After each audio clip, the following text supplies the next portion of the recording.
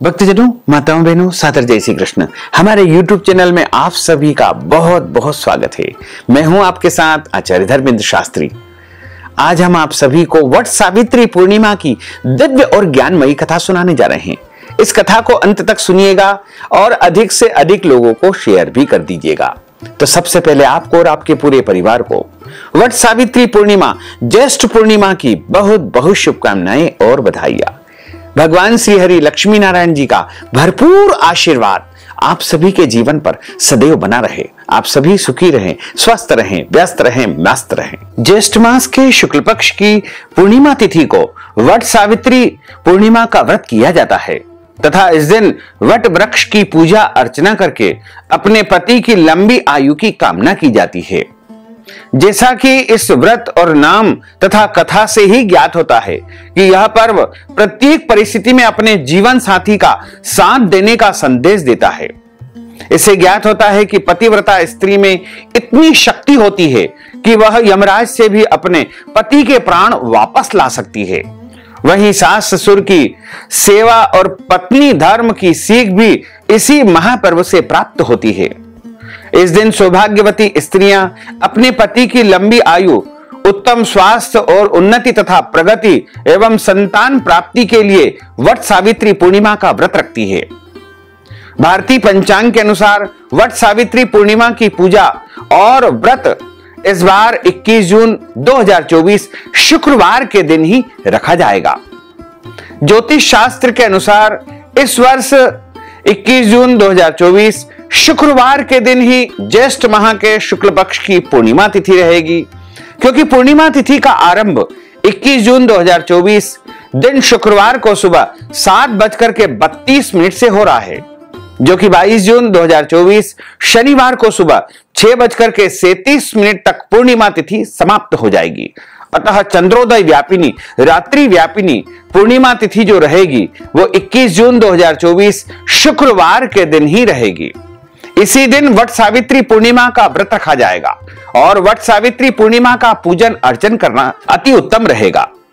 यदि आप प्रत्येक माह की पूर्णिमा का व्रत रखते हैं या सत्यव्रत पूर्णिमा का व्रत रखते हैं तो आपको ये सभी पूर्णिमा संबंधी कार्य 21 जून 2024 शुक्रवार के दिन ही करना चाहिए। वट सावित्री पूर्णिमा का जो पूजन है वो प्रातः काल की वेला में किया जाता है, इसलिए प्रातः काल के समय आप सारी पूजन की तैयारियां कर ले और किसी वट वृक्ष के समीप जाकर के वट वृक्ष का पूजन अर्चन करना चाहिए।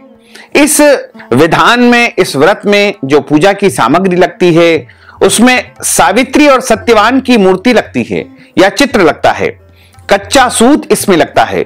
बांस का पंखा, लाल रंग का जो कलावा होता है जिसे मोली रक्षा सूत्र या नाड़ा भी कहा जाता है, तथा बरगद का फल, धूप, दीप, नैवेद्य, मिट्टी का दीपक, घी और इसमें फल विशेष रूप से आम के फल, लीची और अन्य फल का उपयोग किया जाता है। सत्यवान सावित्री की मूर्ति प्रायः बाजार में भी मिल जाती है और यदि नहीं मिले तो सत्यवान सावित्री के चित्र भी आप यहां पर लगा सकते हैं। वैसे तो सत्यवान सावित्री की कपड़े की मूर्ति भी बनाई जाती है।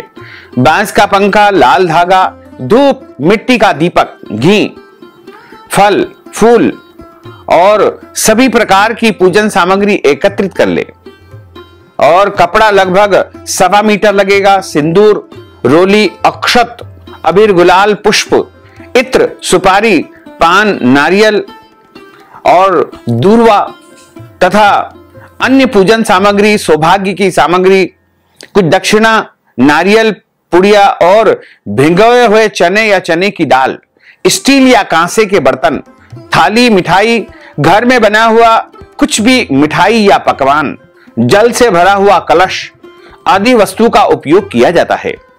और वट वृक्ष के समीप जाकर के सबसे पहले वहां की सफाई करे और वट वृक्ष के सामने बैठ करके सत्यवान सावित्री की मूर्ति की स्थापना करे। वट सावित्री व्रत में वट यानी बरगद के वृक्ष के साथ साथ सत्यवान सावित्री और यमराज की भी पूजा की जाती है। ऐसा माना जाता है कि वट वृक्ष में ब्रह्मा, विष्णु और महेश तीनों देवताओं का वास होता है। अतः वृक्ष के यानी बड़ के पेड़ के या वट वृक्ष के समीप बैठ करके पूजा करने से सभी मनोकामनाएं पूर्ण होती है। वट सावित्री व्रत के दिन सुहागिन स्त्रियों को प्रातः काल उठ करके स्नान करना चाहिए। इसके बाद रेत से भरी एक बांस की टोकरी ले उसमें ब्रह्मदेव की मूर्ति के साथ साथ सावित्री की मूर्ति भी स्थापित करे। इसी प्रकार दूसरी टोकरी में सत्यवान और सावित्री की मूर्तियां स्थापित करे। दोनों टोकरियों को वट के वृक्ष के यानी बड़ के पेड़ के नीचे रखे और ब्रह्मदेव और सावित्री की मूर्तियों की पूजा करे। उसके बाद सत्यवान और सावित्री की मूर्तियों की पूजा करे और वट वृक्ष को जल सिंचन करे, जल अर्पण करे। वट वृक्ष की पूजा हेतु जल, फूल, रोली यानी रक्षा सूत्र जिसे कलावा या नाड़ा भी कहा जाता है, और इसके बाद कच्चा सूत, भींगा हुआ चना, गुड़ इत्यादि वहां पर चढ़ाएं और दूध या जल से अभिषेक करें। उसके बाद सावित्री को अर्घ्य प्रदान करना चाहिए। अर्घ्य प्रदान करते समय इस मंत्र का श्रवण करना चाहिए या इस मंत्र का उच्चारण करना चाहिए। अवैधव्यम च सौभाग्यम देहि त्वं मम सुव्रते पुत्रान् पौत्राश्च सौख्यम च गृहाणार्घ्यम नमोस्तुते। इसके बाद ये जो श्लोक हम आपको बोल करके सुना रहे हैं, इनके माध्यम से वट वृक्ष का पूजन अर्चन करें। आप भगवान नारायण के जो स्वरूप है उनका ध्यान करते हुए वट वृक्ष का पूजन करें। ओम विष्णवे नमः, इस महामंत्र से वट वृक्ष का पूजन अर्चन करना चाहिए। पूजा में जल, मोली, रोली, कच्चा सूत, भिंगोया हुआ चना, फूल, धूप, दीप इत्यादि का उपयोग करें। जल से वट वृक्ष को सींच करके उसके तने के चारों ओर कच्चा धागा लपेट करके 3 बार अथवा यथाशक्ति 5 बार, 11 बार, 21 बार, 51 बार या 108 बार बड़ के पेड़ की परिक्रमा करें। बड़ के पत्तों के गहने पहन करके वट सावित्री व्रत कथा का श्रवण करें। फिर बांस के पंखे से सत्यवान और सावित्री को हवा करें। बरगद के पत्तों को अपने बालों में लगाएं। भींगे हुए चनों का बायना निकाल करके कुछ रुपए दक्षिणा रख करके सासू जी के चरण स्पर्श करके उनको प्रदान करें। यदि सास वहां पर उपस्थित नहीं हो तो बायना निकाल करके उन तक पहुंचाए या किसी ब्राह्मणी को दान करे। वट तथा सावित्री की पूजा के पश्चात प्रतिदिन पान, सिंदूर तथा कुमकुम से सौभाग्यवती स्त्री के पूजन का भी विधान है। यही सौभाग्य पिटारी के नाम से जानी जाती है। सौभाग्यवती स्त्रियों का भी पूजन होता है। कुछ महिलाएं इस व्रत को अमावस्या को करती है, वहीं कुछ महिलाएं पूर्णिमा को करती है।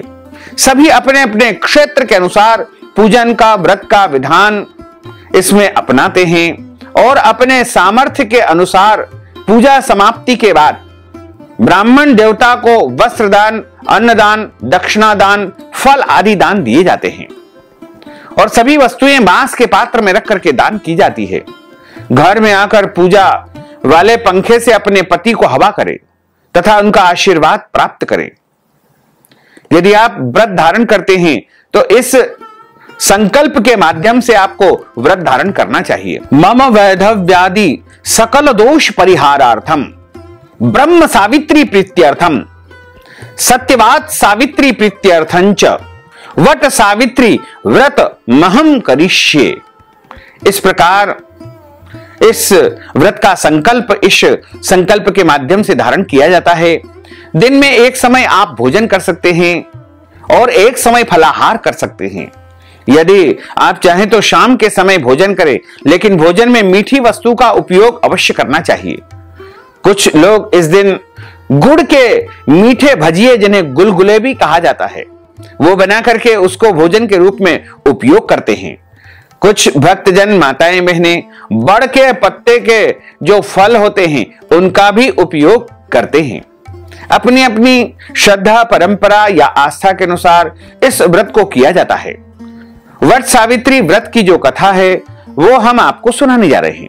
बोलिए लक्ष्मी नारायण भगवान की जय, यमराज भगवान की जय। एक समय की बात है, मध्य देश में अश्वपति नाम के एक धर्मात्मा राजा थे। उनके यहां कोई भी संतान नहीं थी। राजा ने संतान हेतु यज्ञ करवाया।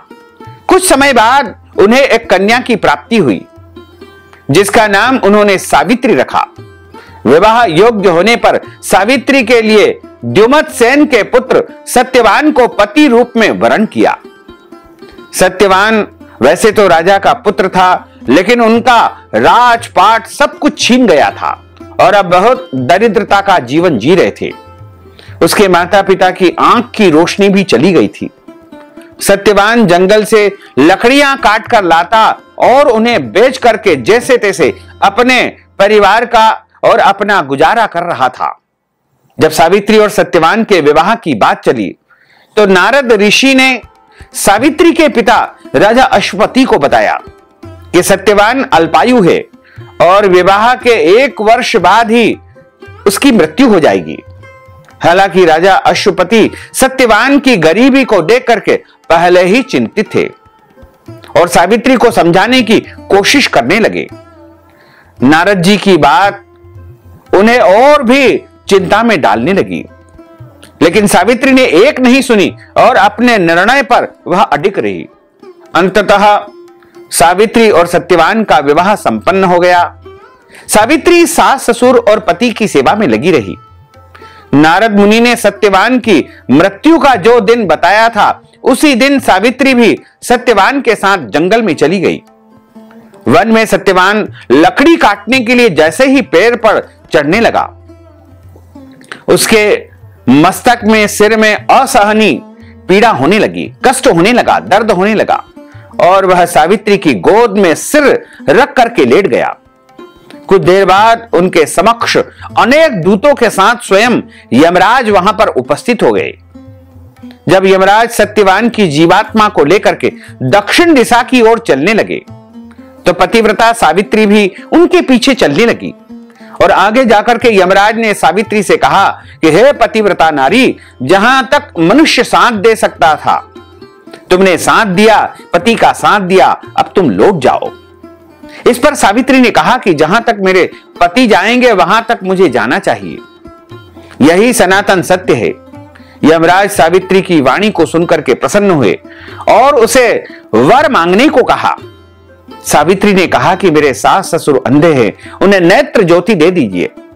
यमराज ने तथास्तु कह करके उसे लौट जाने को कहा और आगे बढ़ने लगा, किंतु सावित्री यमराज के पीछे चलती रही। यमराज ने प्रसन्न होकर के पुनः सावित्री से वर मांगने को कहा। सावित्री ने वर मांग करके कहा कि मेरे ससुर का खोया हुआ राज्य उन्हें वापस मिल जाए। यमराज ने तथास्तु कह करके पुनः सावित्री को लौट जाने को कहा, परंतु सावित्री उनके पीछे पीछे चलती रही, अपने बात पर अटल रही, वापस नहीं लौटी। सावित्री की पति भक्ति को देख करके यमराज पिघल गए और उन्होंने सावित्री से एक और वरदान मांगने को कहा। तब सावित्री ने वरदान मांगा कि मैं सत्यवान के 100 पुत्रों की मां बनना चाहती हूं, कृपा करके आप मुझे यह वरदान दे दीजिए। सावित्री की पति भक्ति से प्रसन्न होकर के इस अंतिम वरदान को देते हुए यमराज ने सत्यवान की जीवात्मा को पाश से मुक्त कर दिया और अदृश्य हो गए। सावित्री जब उसी वट वृक्ष के पास आई तो उसने पाया कि वट वृक्ष के नीचे पड़े हुए सत्यवान के मृत शरीर में जीव का संचार हो रहा है। कुछ देर में सत्यवान उठ करके बैठ गया। उधर सत्यवान के माता पिता की आंखें भी ठीक हो गई, उनकी आंख की रोशनी आ गई और उनका खोया हुआ राजपाट सब कुछ उन्हें प्राप्त हो गया। अब सत्यवान के साथ सावित्री कुशल पूर्वक अपना जीवन यापन करने लगी, सुखी रहने लगे। पूरे परिवार में आनंद ही आनंद छा गया। इस प्रकार जो कोई भी माताएं, बहनें, भक्तजन ज्येष्ठ माह के शुक्ल पक्ष की पूर्णिमा तिथि का व्रत करते हैं, इस दिन वट वृक्ष का पूजन अर्चन करते हैं, उनके घर परिवार में सुख शांति समृद्धि का वास होता है तथा उनके जीवन की सारी इच्छाएं, सभी मनोकामनाएं अवश्य ही पूर्ण हो जाती है। उन्हें धर्म, अर्थ, काम और अंत समय में मोक्ष पद की प्राप्ति होती है।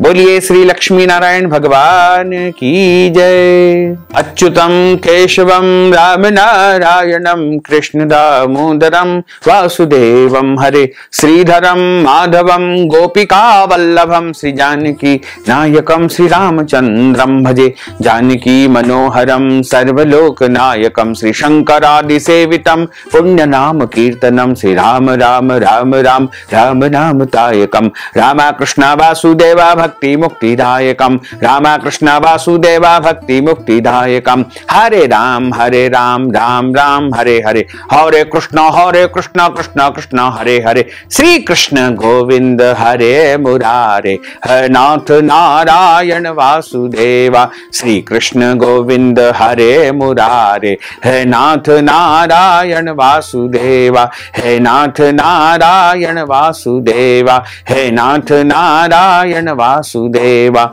हे नाथ नारायण वासुदेवा। बोलिए श्री लक्ष्मी नारायण भगवान की जय। श्री वृंदावन बिहारी लाल की जय। यमराज भगवान की जय। धर्मराज भगवान की जय। धर्म की जय हो, अधर्म का नाश हो, प्राणियों में सद्भावना हो, विश्व का कल्याण हो, सनातन धर्म की जय हो, गौ माता की जय हो, नगर बस्ती की जय हो, आज के आनंद की जय हो, कल के आनंद की जय हो, परसों के आनंद की जय हो, बरसों बरसों के आनंद की जय हो। ओम नमः पार्वती पते हर हर महादेव हर। भक्तजनों, माताओं बहनों, आप यदि वट सावित्री पूर्णिमा के निमित्त कथा की दक्षिणा प्रदान करना चाहते हैं, अन्नदान देना चाहते हैं, फल दान देना चाहते हैं, वस्त्र दान देना चाहते हैं, गौ दान करना चाहते हैं, या सत्यनारायण भगवान की पूजा अर्चना पूर्णिमा के दिन हमारे माध्यम से संपन्न करवाना चाहते हैं, या कोई भी पूजा अनुष्ठान पूर्णिमा के दिन हमारे माध्यम से संपन्न करवाना चाहते हैं, तो इस हेतु नगद धनराशि हमारे गूगल पे, फोन पे, पेटीएम नंबर, अकाउंट नंबर के माध्यम से भेज करके वट सावित्री पूर्णिमा का संपूर्ण पुण्य लाभ आप प्राप्त कर सकते हैं। साथ ही आप सभी से अनुरोध है कि हमारे इस ज्ञानवर्धक वीडियो को अधिक से अधिक लोगों को शेयर करिएगा, लाइक करिएगा, कमेंट करिएगा, और यदि अभी तक आपने सब्सक्राइब नहीं किया है तो अभी और इसी समय सब्सक्राइब कर लीजिए, ताकि इसी प्रकार की ज्ञानवर्धक वीडियो सबसे पहले आपको प्राप्त हो सके। आपको और आपके पूरे परिवार को सादर जय श्री कृष्ण, सादर धन्यवाद।